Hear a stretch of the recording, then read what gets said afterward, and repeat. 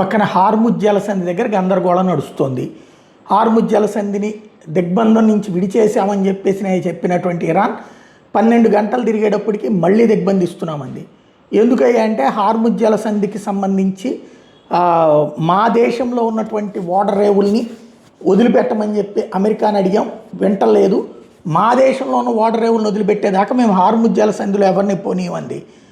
America యుద్ధ నౌకలు అక్కడే ఉన్నాయి కదా అన్న ధైర్యంతో 2 వాణిజ్య నౌకలు ముందుకు వస్తే వాటి మీద కాల్పులు జరిపి వెనక్కి తరిమేసింది.